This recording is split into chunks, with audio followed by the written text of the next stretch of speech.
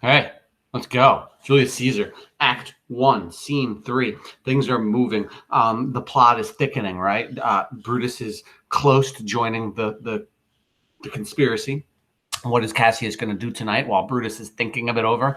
He's going to handwrite and forge some letters, throw them in Brutus's windows. Brutus is going to find them. They're going to read from all the different citizens, say, oh my God, we're afraid Caesar's going to be king. Please help us. Brutus is going to say, you know what? Maybe I should kill him. He's going to join the plot. And then the rest of the story happens from there. Before we get to that part, though, we have our quick little scene right now where Cassius is getting all his little conspirators into a circle, right? He's getting them all together. So we're going to see him talking to Cicero and Casca.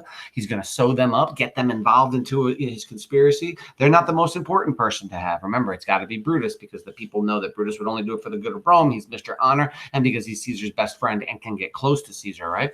But they're important. Cassius needs as many people in this as he can get. So he's getting these guys right now. Now, interestingly enough, I've said this before and remember, Rome 44 BC, hugely superstitious people, right? They do a lot of different things that, we wouldn't do to like predict the future and make their decisions by. One of which is they didn't understand nature. So natural instances they would think was like the gods telling them something, like a storm would be like, oh no, the gods are telling me something, or an earthquake, forget about it, the gods are angry. Well, it turns out tonight, right now in the play, we're supposed to believe that all these crazy things are happening naturally and just happened, right? Brutus just went to bed, and when Brutus left, all these wild things happened. We're going to hear it right now. Cicero and Casca are going to be talking about it. Storms and people on fire. Wait and see. You'll see in a moment. The interesting thing is, you could manipulate it in these days to anything you wanted. So when Cassius hears these guys talking about this, like these storms in the sky, these meteor showers, these earthquakes, he's going to look at them and say, well, that must be the gods telling us we need to kill Caesar, right? And these idiots are going to say, yeah, that is the gods telling us to do that. On the flip side of that, right, you could have Caesar seeing all this happening, and Caesar could say something to himself like, that's the gods telling me not to worry about these guys, right? So you can manipulate it any way you want. And Cassius is going to use it to get these guys into his plot. So let's do it, everybody. Let's go. We are in Act 1, Scene 3. Thunder and lightning. Enter Casca and Cicero. Cicero, good evening, Casca. I brought you Caesar home. Why are you breathless? And why stare you so? Casca, are you not moved when all the sway of earth shakes like a thing unfirm? He's like, dude, first of all, Cicero sees Casca in the streets. He's like, why do you look so crazy, Casca? And Casca's like, dude, you didn't just feel that earthquake?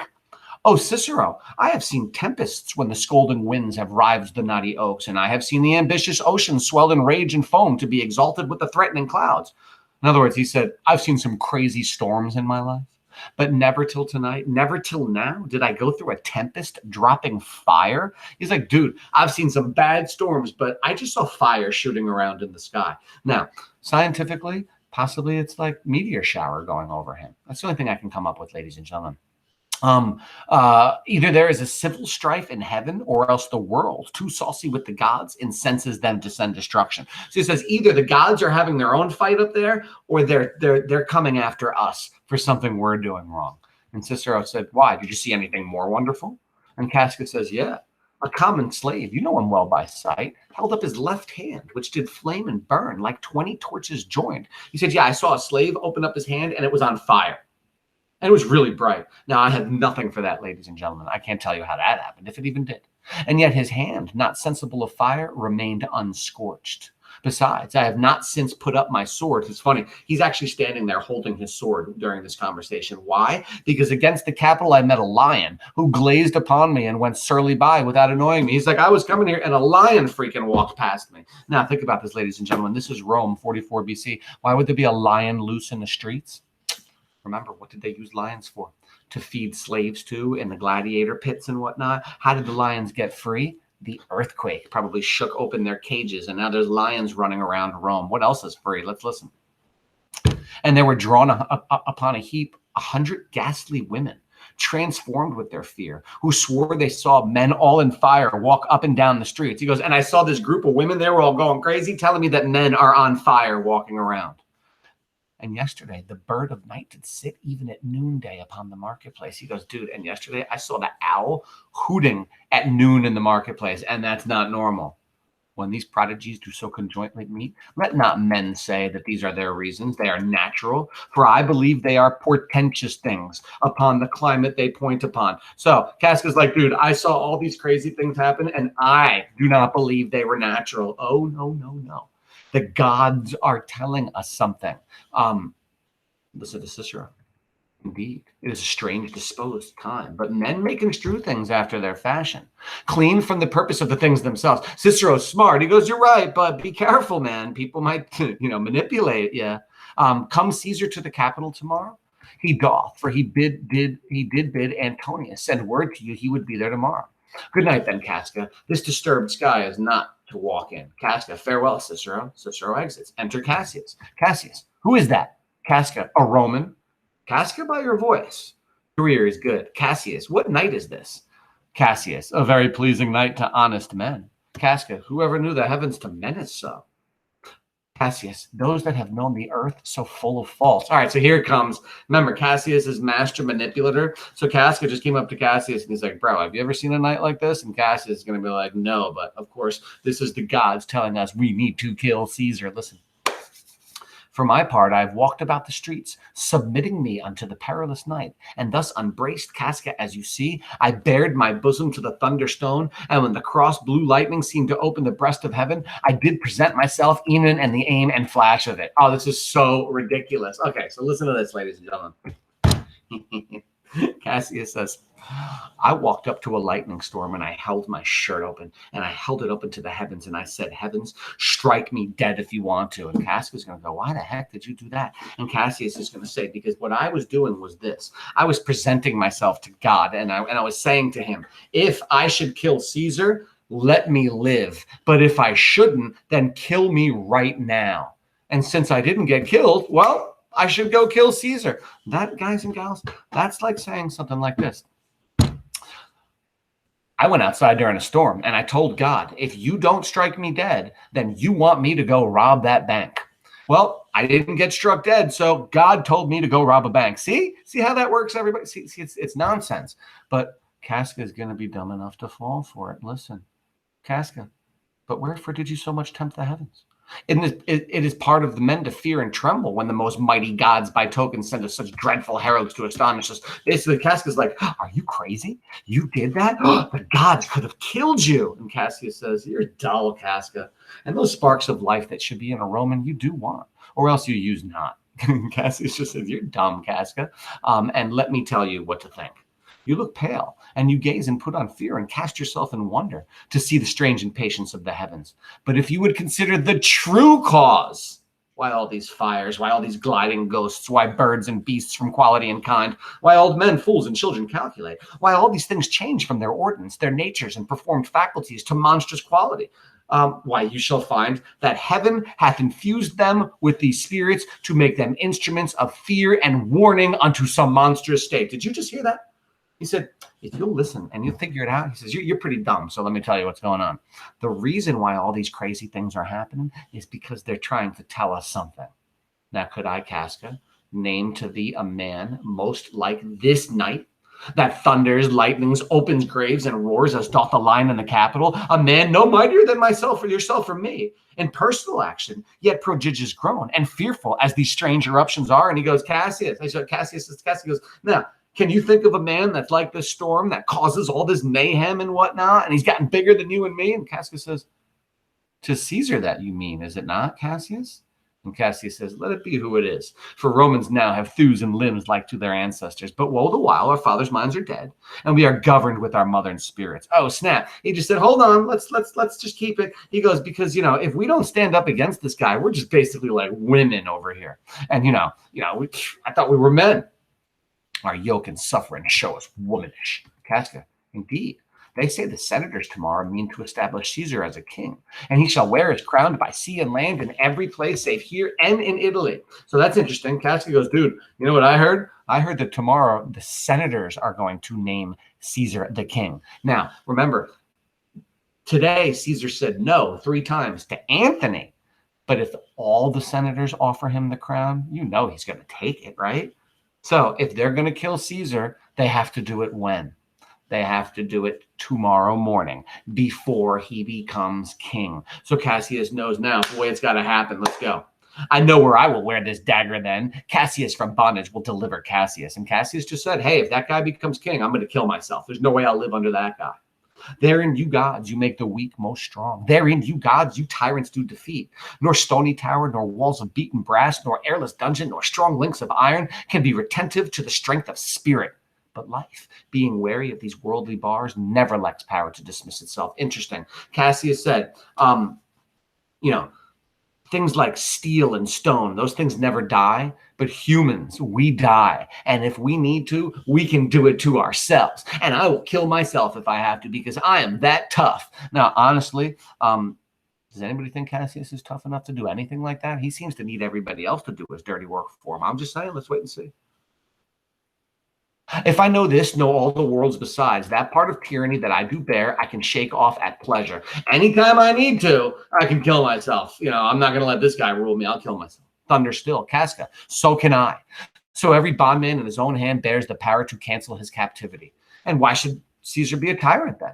Poor man, I know he would not be a wolf, but that he sees the Romans are but sheep. He were no lion, we're not Romans' hinds. Those with haste will make a mighty fire, begin it with weak straws. What trash is Rome? What rubbish? And what awful when it serves for the base matter to illuminate so vile a thing as Caesar. In other words, he just said, you know what? We'd be a bunch of wimps if we let this guy become king. Only wimps let people take over like this. I mean, what are we, men? Or are we men? What trash is Rome? What rubbish and what awful when it serves for the base matter to illuminate so vile a thing as Caesar? But oh grief, where hast thou led me? I perhaps speak this before a willing bondman. Then I know my answer must be made, but I am armed and dangers are to me indifferent. So he just said, you know what? Maybe I've gone too far. Maybe you like Caesar. Have I gone too far? Now, Casca's in a difficult spot right now. Imagine if Casca right now says, you know what? No, I think it's too much. I don't think we should kill Caesar. Cassius is going to kill him right now and then continue on and find more people to help him, right? He's not going to let this guy go off knowing that he's planning it. But we've heard what Casca just said. Casca just said, I am a willing bondman. I would kill myself too if Caesar became king. So Cassius has heard all he needs to hear from this guy. Let's hear it. Casca, you speak to Casca, and to such a man there is no fleeting telltale. Hold my hand, and they shake hands. So what are they doing right now when they shake hands? What they're doing is making a bargain, right? He says, dude, you're talking to me. I'm with you. Come on, let's shake. Be factious for redress of all these griefs, and I will set this foot of mine as far as those who go farthest. And Casca just said, I'm in. I'll go as far as the next man, as any man. Let's do this. So Cassius knows he has one other person in his plot. Let's continue. There's a bargain made. Now know you, Casca, I have moved already some certain of the noblest minded Romans to undergo with me an enterprise of honorable, dangerous consequence. Interesting. He said, now, Cassius, I've got another couple of guys. We haven't seen him do that, but we can trust that he's gotten them to be in our plot. So it's not just Cassius and Casca. He's got another 4 or 5 guys that are going to help. And I do know by this they stay for me in Pompey's porch. Now, interestingly enough, he says, they're all waiting for me at Pompey's statue. We're going to meet there tonight and we're going to figure this out. Think about the irony, guys and gals, of meeting at Pompey's statue to plan killing Caesar. Somebody say it out there. Yell right now, dude, Caesar killed Pompey. That's what's so ironic, that they're going to meet at Pompey's statue to plan killing Caesar. I'm sure he planned that on purpose. It's metaphorical, correct? Symbolic, of course. And all right, so let's see. For now, this fearful night, there is no stir walking on the streets, and in the complexion of the element, in favors like the work we have in hand, most bloody, fiery, and most terrible. Okay, enter Cinna. So now he's sitting there. They're planning their plot, and Cinna, another person, starts walking up, and Cassius is gonna be like, "Shh, somebody's coming. We don't want him to hear." And Cassius is gonna be like, "Oh, that's Cinna. Don't worry, he's with us." Cassius, stand close a while, for here comes one in haste. Cassius, "Oh, that's Cinna. I do know him by his gait. He is a friend." Cinna, "Where hasten you so?" "To find you." "Who's that? Metellus Cimber?" "No, it is Casca, one incorporate to our attempts. Am I not stayed for, Cinna? I am glad on it. What a fearful night is this to our there's 2 or 3 of us have seen some strange sights." Cassius, "Am I not stayed for? Tell me." "Yes, you are, O Cassius. If you could but win the noble Brutus to our party." Now, very interestingly, Cinna just came up and said, "What's up, boys? I'm in. Let's do this." But what's the one thing he just told Cassius you got to do? He said, if you could but win the noble Brutus to our party. So Cinna understands you've got to have Brutus involved in this. And what's Cassius going to say to Cinna? He's going to be like, "No worries, bro. I've got it covered. I'm working on that. I've got him halfway there. And after we throw these letters in his windows, he's ours. Listen, Cassius handing him papers. Be you content, good Cinna. Take this paper, and look you lay it in his chair, where Brutus may but find it, and throw this in at his window. Set this up with wax upon old Brutus's statue. All this done, repair to Pompey's porch, where you shall find us. Is Decius, Brutus, and Trebonius there? All right, so now we're finding out who all the conspirators are, right? He said, first of all, Cinna, you take this with us, right? I mean, you go plant the letters. But he says, they'll meet me at the porch, at the statue, Pompey's statue. He goes, is Decius there? Is Trebonius there? So now we're finding out everybody who's involved. We have Cassius. We have Cinna, right? We have, we're going to find out Cicero too. So that's a third one. Cassius, no, maybe not Cicero. Let's find out who it is. We have Cassius. We have Cinna. We have Trebonius, we have Decius, and they said this guy Metellus Cimber. So we're going to find out later. We'll get them all together, and we'll make a list as to who all these people are. But again, who's the person they have to have? It's Brutus. Let's listen. All but Metellus Cimber, and he's gone to seek you at your house. Well, I will hie and so bestow these papers as you bade me. That done, go to Pompey's statue. Okay, Cinna exits. Come, Casca, and you will yet ere day see Brutus at his house. 3 parts of him is ours already, and the man entire upon the next encounter yields him ours. He goes, come on, let's go find Brutus. We'll wake him up, and we'll get him. He's ours. He's going to be in our plot. Casca, oh, he sits high in all the people's hearts, and that which would appear offense in us, his countenance, like riches alchemy, will change to virtue and to worthiness. Ladies and gentlemen, Casca, I thought he was dumb. I mean, he is dumb because he's joining this plot to kill Caesar, but listen how smart he is. He just said, yeah, we need Brutus because the people love him, and what they would think is evil for us doing, if they hear that Brutus did it, well, they'll think it was a good thing. Listen, I'm going to say it again. He sits high in all the people's hearts, and that which would appear offense in us, his countenance, like richest alchemy, will change to virtue and to worthiness. So instead of people thinking we are evil, they think we're great. And Cassius says, him and his worth and our great need of him, you have right well conceded. Let us go, for it is after midnight, and ere day we will awaken him and be sure of him. They exit. Okay, ladies and gentlemen, Brutus better hope that he says yes, because they're going to kill him. But again, we already know that he's going to say yes, because Caesar's going to die. Well, I mean, I guess they could have killed. Nah, they wouldn't have gotten Caesar without Brutus. So let's see what happens here, ladies and gentlemen. But I will say, when we get to Act 2, guess who's going to be trying to convince Caesar not to go to work that next day? And that's going to be his wife, Calpurnia. And Caesar, of course, is going to be too tough and be like, please, man, you think I'm not going to go to work because of some storms or because of some soothsayer? Ha! I'm Caesar. I'm going. So we'll deal with that next time, ladies and gentlemen. Great job. We are done with Act 1. If you understand the fact that Cassius and the other guys want to kill Caesar because he killed Pompey, you're good. If you understand the fact that Cassius and the conspirators need Brutus in the plot because the people know that he's for the good of Rome and he would only do good things for Rome, and because he can get close to Caesar because Caesar loves him, then you are great, ladies and gentlemen. Have a lovely day.